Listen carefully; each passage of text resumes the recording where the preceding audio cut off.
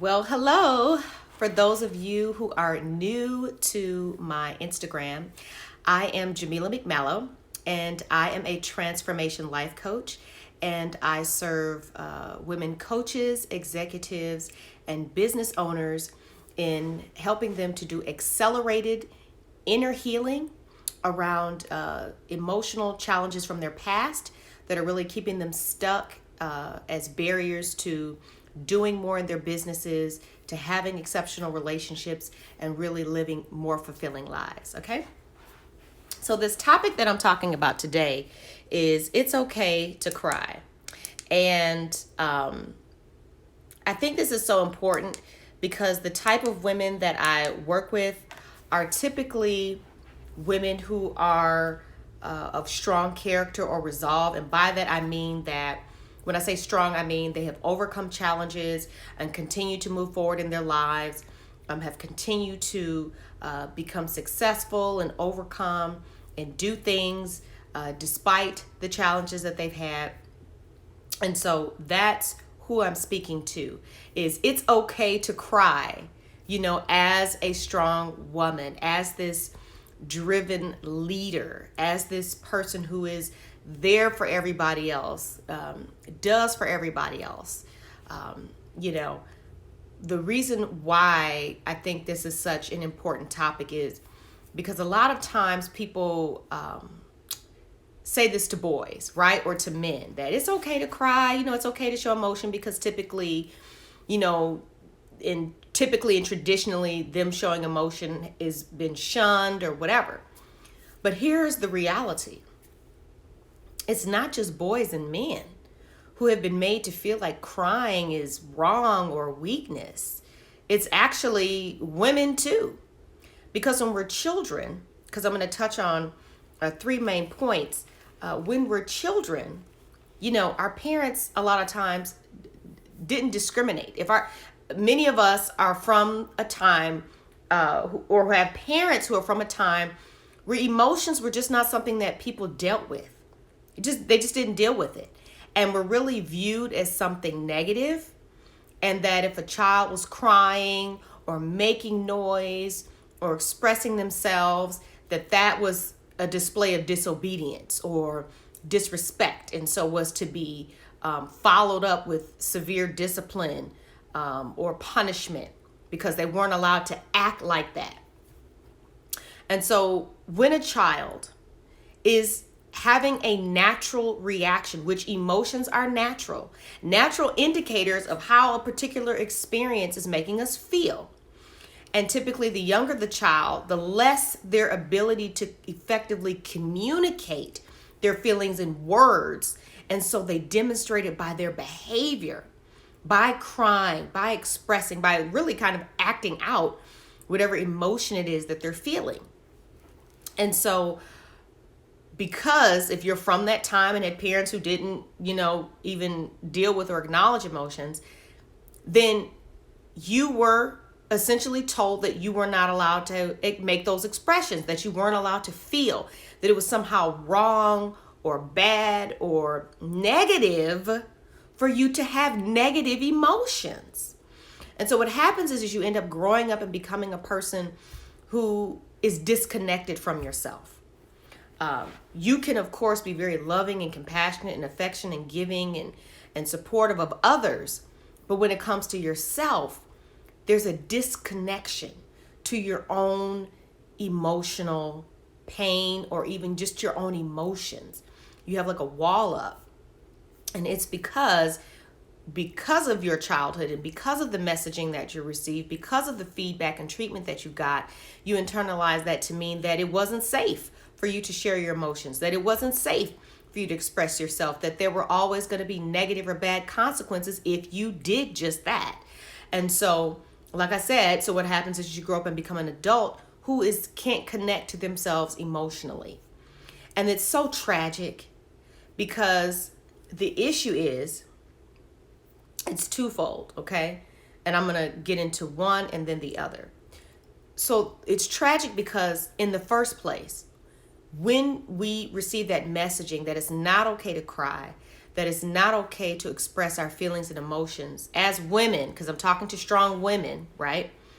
Because like I said, typically this is a concept that is usually thrown at men, but there's a lot of women, because I talk to them all the time, deal with them all the time, work with them all the time, who are very uncomfortable with crying, who are very uncomfortable with showing emotion because it's viewed as showing weakness or vulnerability. And vulnerability for them and the experiences that they've had means danger.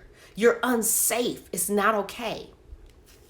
So I, of course, feel privileged and honored to be able to provide a space to where they do feel safe and can trust me to hold them up as they essentially allow themselves to fall apart so that they can do their healing. But what happens as a child when you're told that your feelings are not okay, that there's something bad about them, or you get these negative consequences, then what happens is you begin to internalize that there's something wrong with you, something off about you, that you need to change, be different. And so you don't actually become a different person. You just start pretending to be a different person. And so in one of my previous videos, I talked about wearing a mask, or maybe it was in my masterclass. I don't remember. It's all running together now. But I talked about how we can find ourselves wearing a mask and pretending to be the person that we think people want us to be, and showing up as that person instead of who we really are, because we feel like that person, the person we really are, has been rejected, has been shunned, has some deficiency, some defect, something about them that's unlikable, unlovable, undesirable. And so we begin picking up on cues from our environment, from the feedback. Oh, when I behave this way, I get a lot of positive responses. And so we just kind of develop a persona or a mask or a way of being as a survival technique, as a way of protecting ourselves from experiencing additional pain and grief emotionally, okay? So this is an issue because the persona or the mask cannot grow. It cannot progress. It cannot transform. I mean, you can put on different masks, but they're not real. It's a mask. It's not who you really are. And as long as you're wearing the mask, then again, that disconnection is still there, and you're not really getting in touch with the parts of yourself that you need to in order to really move into the next level version of yourself that you can feel just brimming inside, that you so desperately want to become, but you just don't know how, because there's this thing, that this block there. Now, if you are uncomfortable with crying and expressing your emotions, the problem also is that this block that I talked about, you can't release it because the block is emotional. The block is trapped emotions trying to get out. And let me tell you how you know it, because when you think about it, when you think about this situation, circumstance, story, memory, whatever, you can feel the emotion coming up. The tears are burning behind your eyes. And what do? You push it back down. No, I'm not doing this. I'm not doing this thing. No, you push it back down. If nothing was there, there would be nothing to push down. There would be nothing burning behind your eyes. It would not constantly keep coming up to the point to where you don't even want to talk about certain things. You don't even want to have certain conversations. You don't want to really discuss anything that could potentially be triggering and cause you to get into this state where tears are falling, or to where you're starting to feel uncomfortable and vulnerable, because instead of teaching you how to manage your emotions, you instead were criticized, judged, shunned, and punished for expressing them as a child. And so to survive that type of pain on top of pain, you developed a way of being that protected yourself but disconnected you from your emotions and from who you really are. That's a problem. Because in order to truly grow and emerge into the next level version of the woman you are supposed to be and become, You have to release and get unblocked. And the only way to do that is to reconnect with your emotions.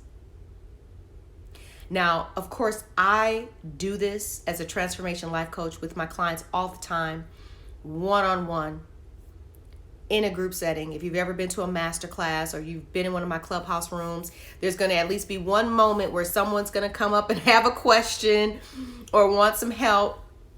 And we're going to go there and we're going to touch the emotion and we're going to shed some tears, because my goal is always to help you get unblocked, to get that aha, that breakthrough, so that you can grow and release. There has to be a release. So if you are unable to connect to your emotions, if you don't allow yourself to cry and to feel sad or bad or negative feelings, then you won't be able to allow yourself the gift of releasing those emotions and feelings from your body. And here's the thing, here's the fear.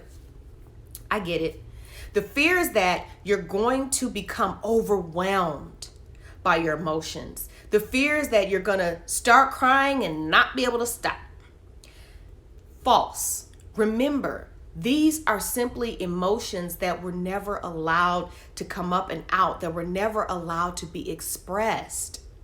So they've been sitting there for years waiting to be let out, essentially. So you're not going to be crying for hours and hours. It's really about acknowledging and then allowing those emotions to come up. Hey, Gabe, thanks for stopping by.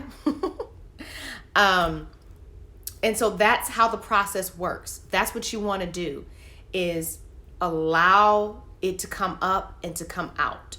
Now, when I'm working with my clients, as I said, there's a process that we follow that identifies, acknowledges, allows the emotion to be released, and then you can process it, and then we can reprogram and put in the beliefs, if we're focusing on limiting beliefs, because limiting beliefs have an emotional side to them as well. So if you're the type of person who loves affirmations and likes to say positive affirmations, that's great.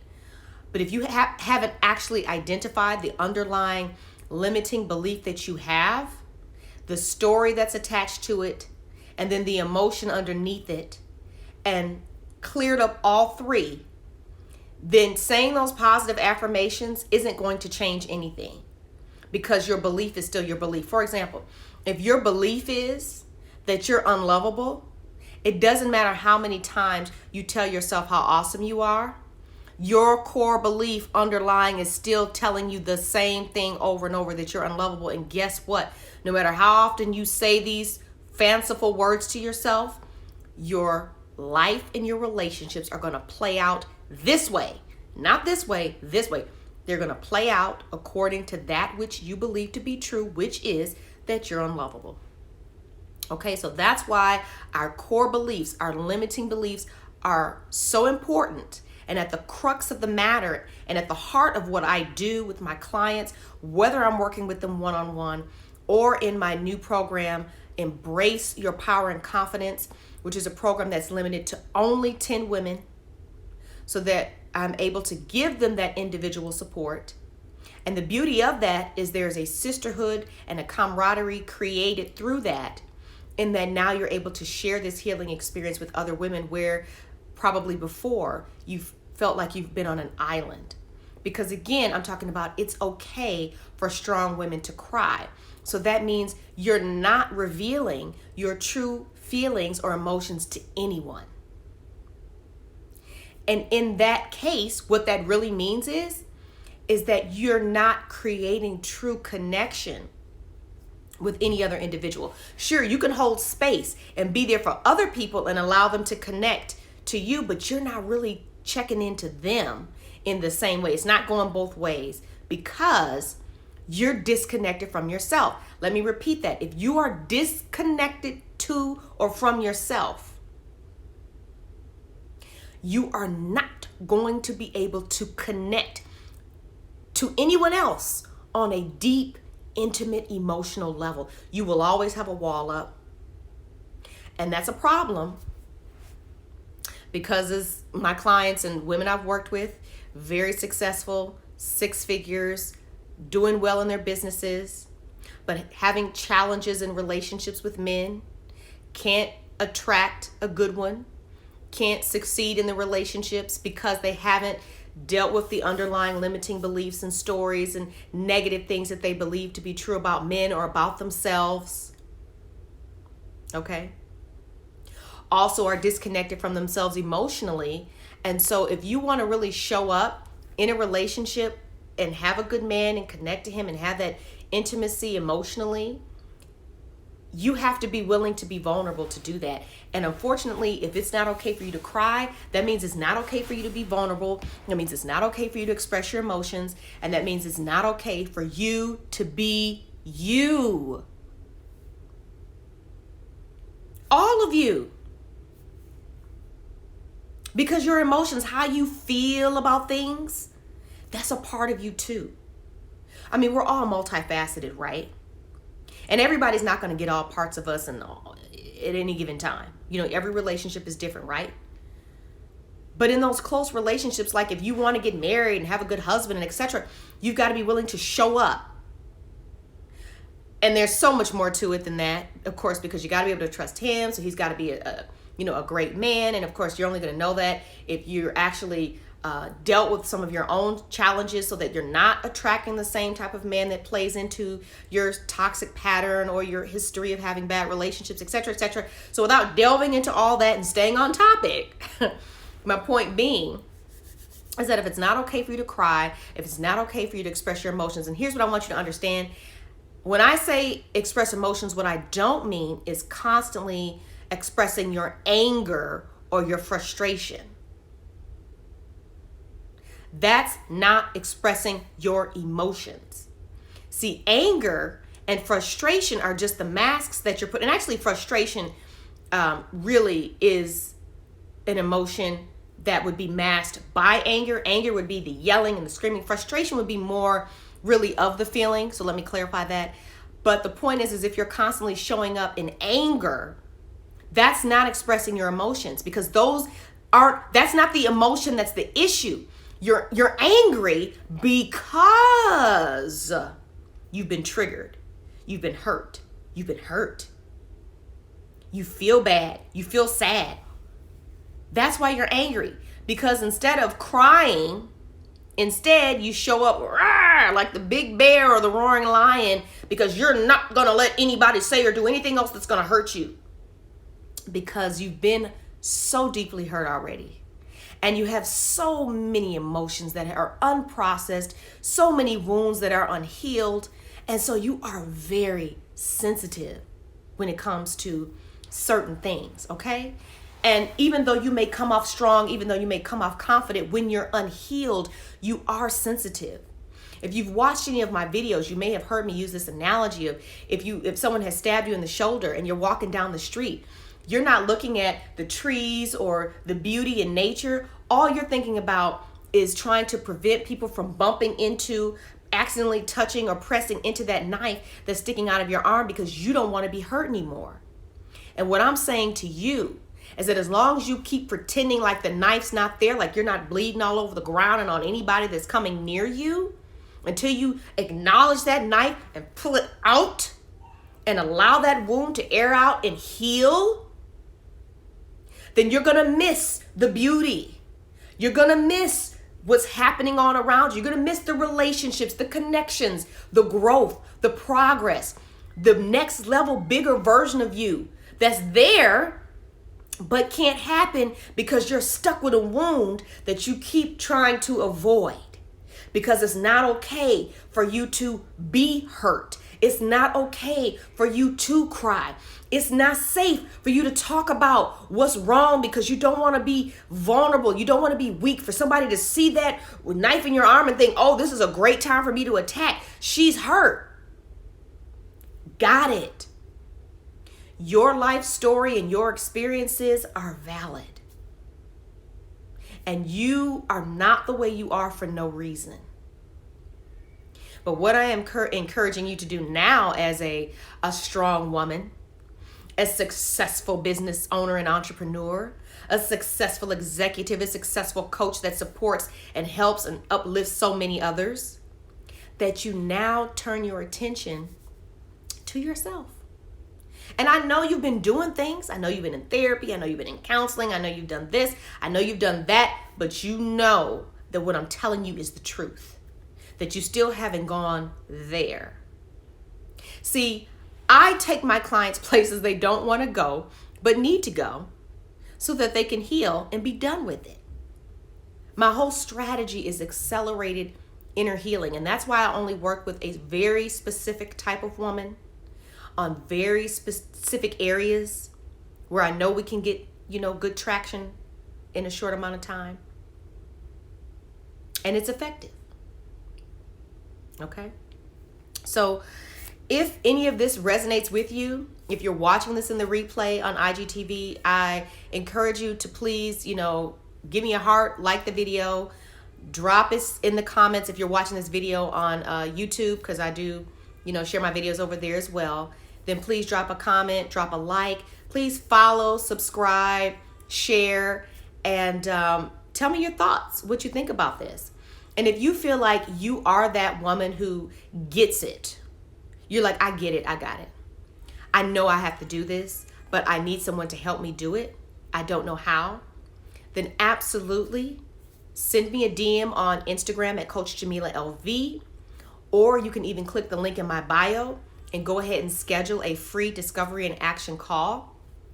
And we can talk about what's going on, get to the bottom of it, and I can share with you my offerings that I have and which one might be the best fit for you. All right? So if you can hear my daughter in the background, then you know it's time for me to go. So I want to thank you so much for joining me here, and I look forward to seeing you next time.